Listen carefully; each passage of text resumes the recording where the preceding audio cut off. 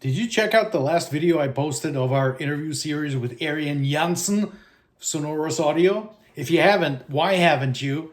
And if you have, what'd you think of it? Drop your comments below if you would, please. That said, let's tune into part 2 of the juicy interview with Arian Jansen. And we're going to be talking about the history of audio, particularly the sort of evolution from the early phonograph transcription records all the way up to 2-channel surround sound and culminating in Arian's very own process, SHI, of which there will be another part, of course. But for now, let's check out what Arian has to say about the history and today's sort of standards around audio. Enjoy the show.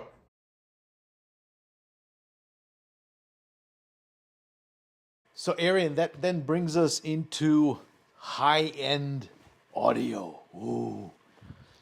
You know, growing up, one of the things that always, I guess, as a child of the 80s, a teenager of the 80s, you know, the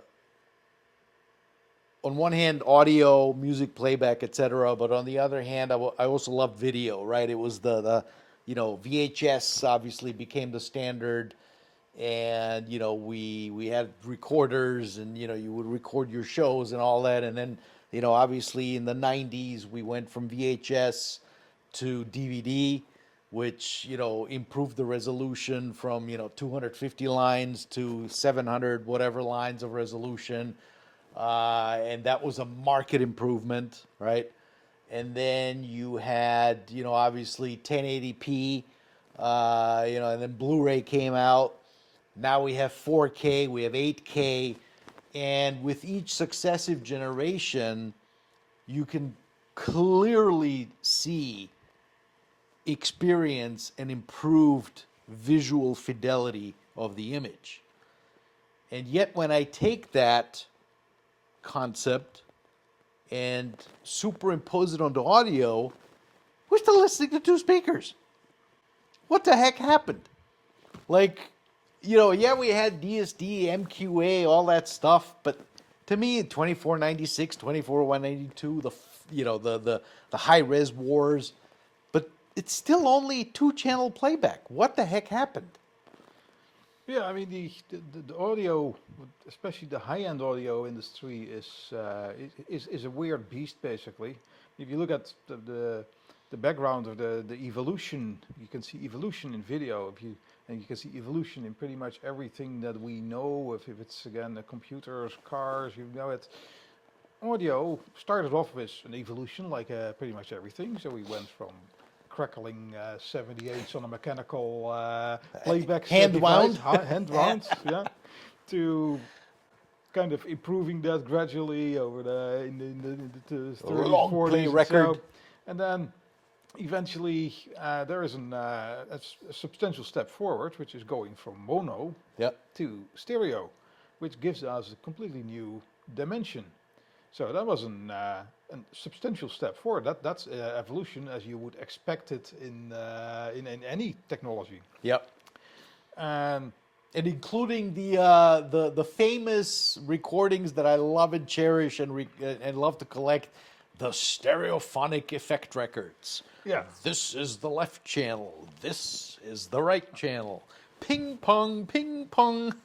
Yeah, with every, let's say, major step forwards, we need to learn how to work, how to deal with that. Yeah. So in the beginning, there were indeed ridiculous recordings, those typical kind of ping pong stereos, and so is the Beatles. The Beatles was if one channel disappeared, Paul McCartney, Paul McCartney was gone. That kind of things. That was not really what stereo, the power of stereo is, of course. So that became gradually the case, where we found that we can actually do some type of improvement in spatial recognition and sound staging. I mean, sound staging was not there before stereo. Yep. So that took some time, normal. So, but then it didn't go much further, because we kind of ran out of what stereo as we know it can do, and so it reached a plateau there, and then they came out basically with things to say, well, if you have go from 1 to 2 channels is an enormous improvement. Let's see if you can use more channels. So we go to 4 channels. Quadrophonic playback. Quadrophonic. Initially, absolutely, with the same issues as from stereo. Is kind of now we have 4 people on the ping pong table, basically. Yes, that's right. So, but yeah, there are actually magnificent Quadro recordings from the 70s Yep. that are still being reissued today, basically. Yep. And then that kind of failed mainly because we did not have a good playback system, 4-channel playback system, and especially a quadraphonic records doesn't really work. So we didn't have that. So you can still kind of find an excuse why that did not get a larger audience. But then it was tried again when we had all that kind of stuff with the 5.1 surround. That has also its limitations, but it has a great potential. The problem that we had there, and I think that is kind of remarkable, unique to audio, is that there is a whole category of people that just categorically did not want to go in there. Yep. And specifically in the high-end industry. And that is an enormous missed opportunity there, because if we would have put much more effort in optimizing that, then I think we would already be much further than we are now today. Interesting. Yeah, the whole point is, and that wasn't a valid problem, but again, that was the valid problem when stereo came out as well, is that a lot of 5.1 playback systems, I think someone in one of the magazines called it, it sounds like 5 channels mono. True. A lot of playback systems sounded like 5.5 channels mono. But again, that is a matter of embracing it, and then it's like stereo optimizing. sounded like 2-channel mono. Yeah, exactly. The Right. ping pong stereo you're talking. So the 5-channel was an opportunity, but it was rejected basically Categorically. because the already existing audiophile didn't want to give it a try or embrace it and see what could be done there. And again, I think it's also, you know, the by that time, you know, everybody talks about the ever escalating cost factors of high-end audio, right? And so, you know, you have, you know, we went from, you know, even as recently as the 90s, I remember, because I would go into these LA hi-fi shops, and you know, a speaker costing more than $20,000, $40,000 was like, are you crazy? And now that's like the beginning line. That's the entry level in high-end audio these days, right? exactly, yeah. And so, you know, you have to invest, okay, $50,000 in speakers for 2 channels. Well, that automatically means you're going to be spending, you know, 5 times that for surround sound. So who's got the money for that, right? So I think high-end audio painted itself into a corner where, well, how do we scale this back down to a level where it makes it affordable? Exactly. I mean, one of the things that you see in high-end audio is, and that's where all the price increase comes from and everything, we kind of got distracted by minute details. Where the audio, the high-end industry basically became very penny wise, pound foolish, in the sense that all big improvements were shifted aside immediately without looking at it, but we're still in making minute improvements for enormous amount of money, but it doesn't fundamentally Change the equation. or advance. evolve or advance the audio experience. And that is something that's caused in basically, since there is no real advancement since the invention of stereo, we get an enormous fragmentation on how actually obsolete stereo, if you want to call it, Yeah. shoots sounds. So we get fragmentation, we get a lot of weight on small details, and That are irrelevant. large improvements are not even considered. Considered, yeah. And again, then you get the fragmentation in the market, Yep. and we get so many different systems that are actually not really trying to pursue anything substantially different or better.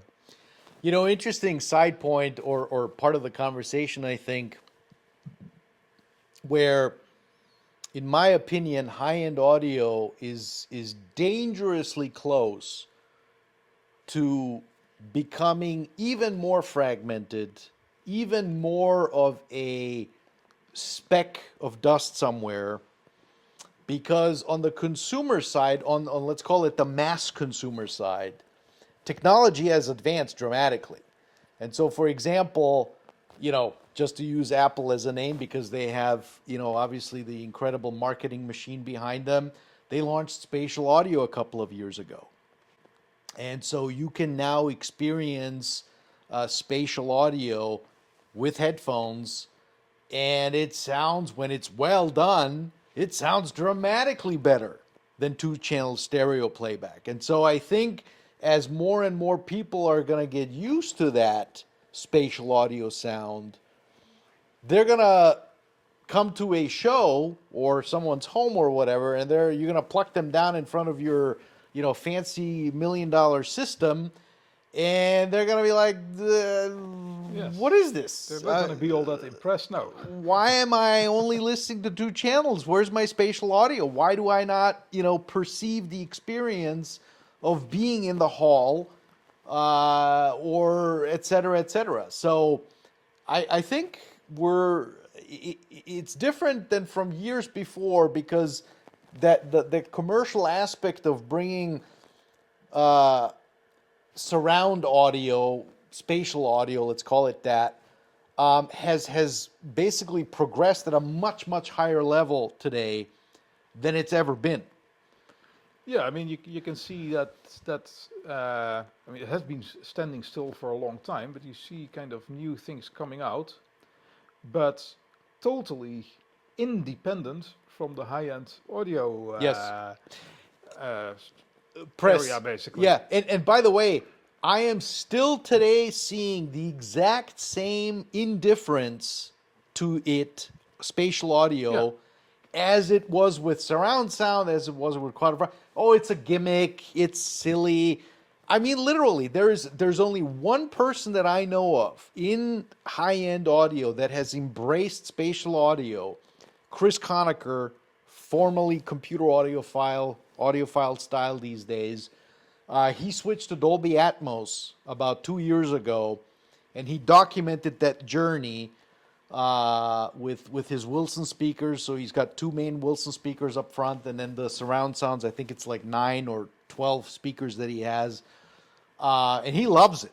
He absolutely loves it. He's like, man, this is transformational. This is like, you know, it's just a whole different ball game. So kudos to him for advancing that conversation and bringing focus to it. But the other guys, forget it. I mean, it's still a persona non grata topic. Yeah. Spatial. Oh, forget it. No. Yeah, I mean, that's gimmicks. The weird thing basically is there that, again, this kind of things are happening again, where we have this spatial, we have Dolby Atmos and everything. So there is advancements made basically, and does that need to have to be optimized over time? Yes, like everything. Mm-hmm. Something that comes out right now is not necessarily the answer to everything, but there is room for improvement there, and there are opportunities to go much further. Yeah. And what we see indeed is that there is a lot of improvements and evolution happening in that area. Mm-hmm. But the high-end audio industry is not involved. Mm-hmm. The high-end industry, high-end audio industry, are basically the Neanderthals. We will be disappearing while the Homo sapiens is just continuing doing their stuff. Yes. And that is kind of a weird thing. It is. It's almost mind-boggling that, again, you look at the technology we have today, and you know, you mentioned iPhones and phones earlier, and you look at the exponential advances that are happening, but I'm still listening to two-channel audio. But there is hope, because you have always, ever since we met each other, you know, almost 20 years ago now, which seems crazy, you've been one of my big mentors in audio. And I'll you know, kind of fast forward to, you know, you actually created a solution to that problem where you don't need to invest into 5 Wilson speakers or YGs or Magicors or whatever you have. You can actually create spatial audio with just 2 speakers, Arian. How did you do that? What the heck did you create? Yes, I mean, it's first, I mean, no single improvement is the total answer to everything, of course, but I felt, like I said, back in 1987 already when I started, that something should be able, could be done or should be done to kind of improve the stereo reproduction that we have. And I'm not the first one basically to do that or give all kinds of possible solutions, Okay.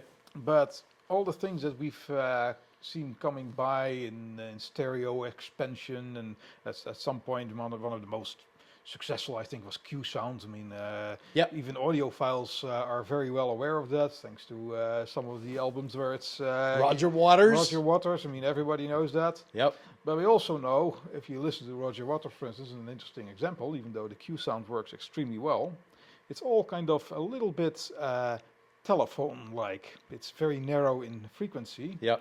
And the only thing that you basically hear when you hear the sleigh coming by with the bells, Yes. is that the sleigh continues, but the bells keep on hanging, basically. Yes. Because it doesn't work completely. Yep. It works for a part of the audio range, and it works quite well. So what they did was a substantial improvement.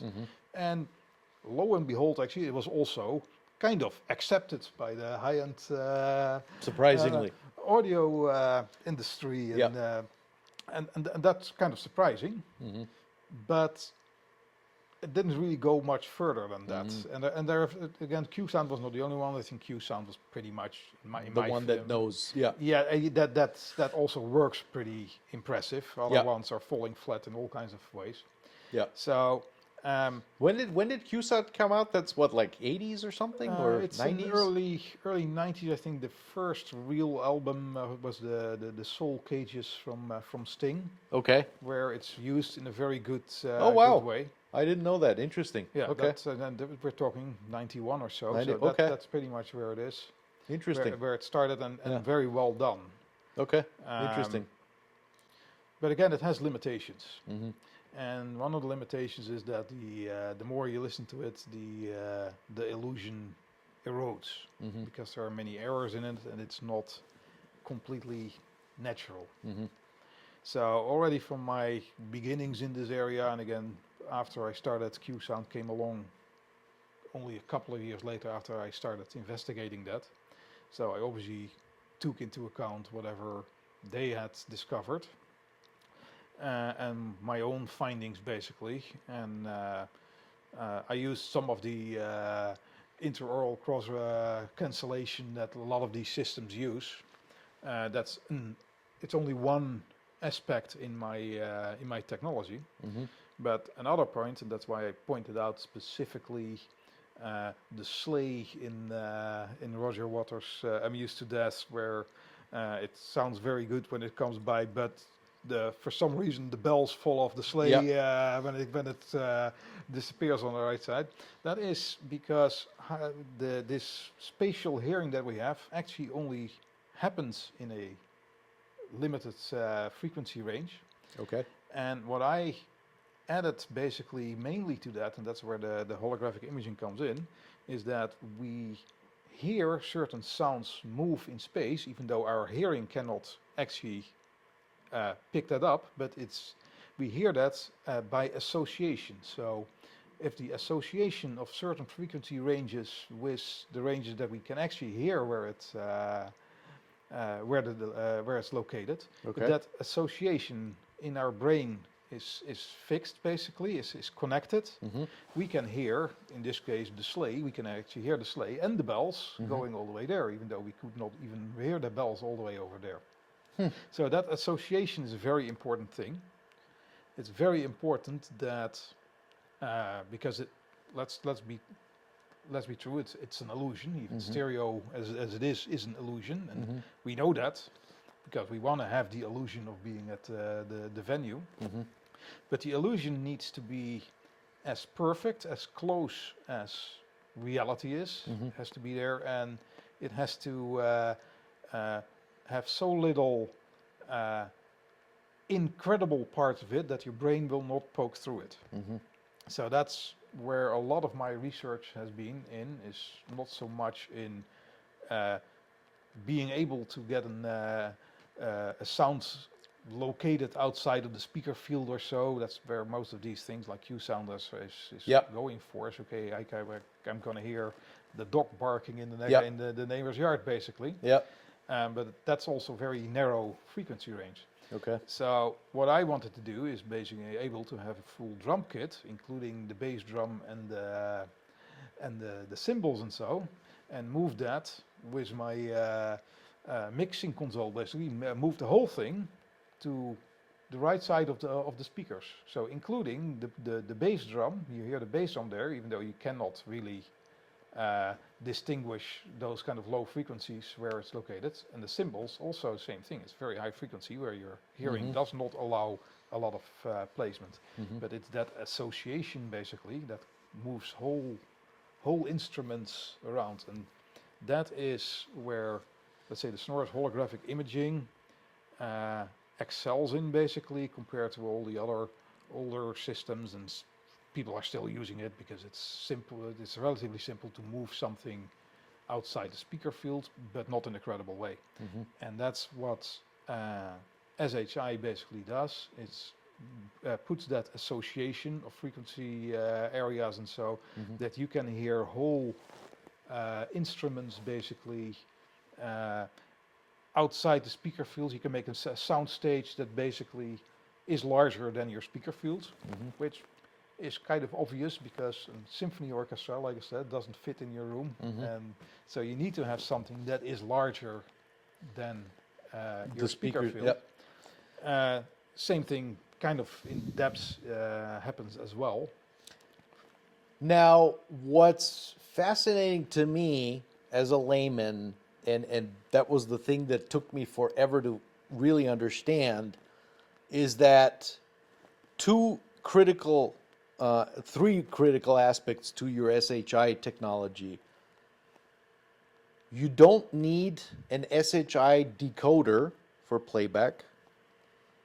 It works on 2 channels, Yeah, and it's all in the analog domain.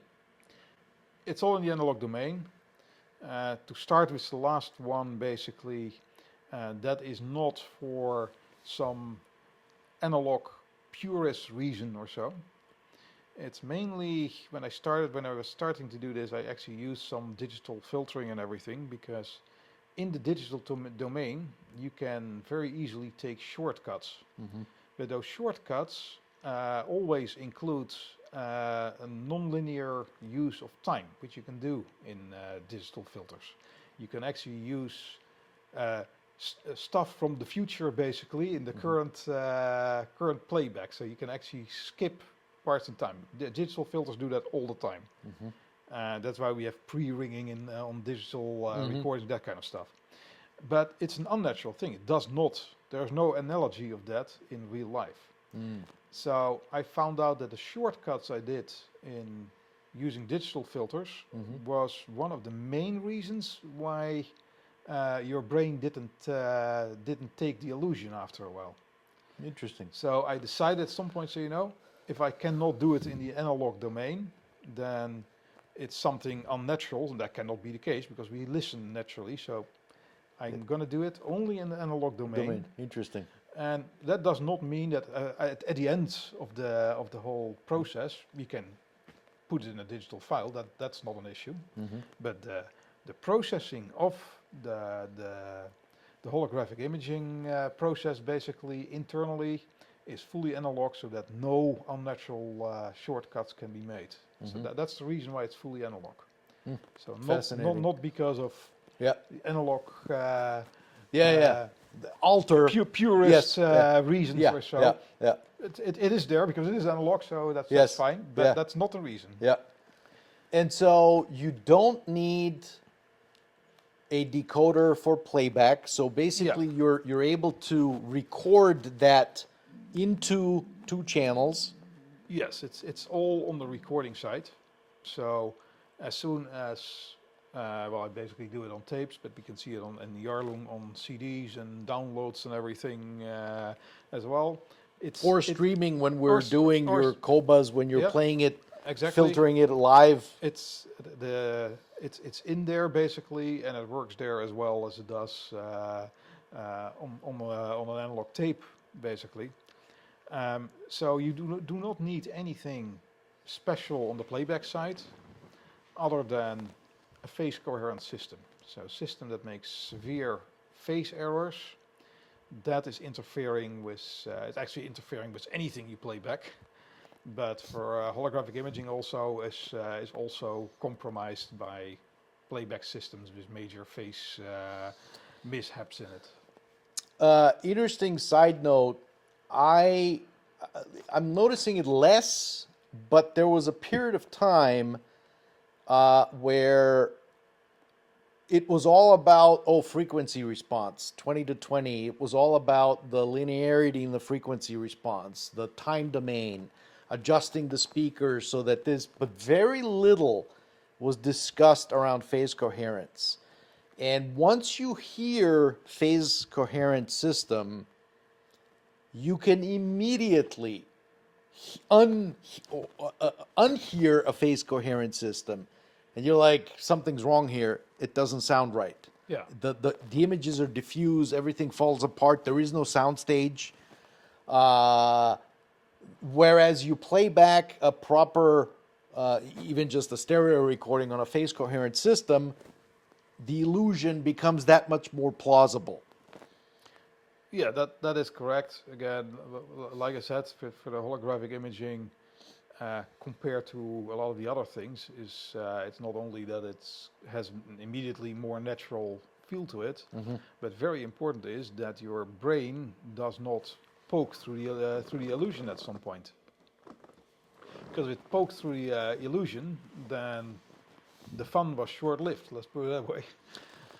And that's true. The more phase issues you have in your system, the more likely it will collapse at some point in terms of soundstage.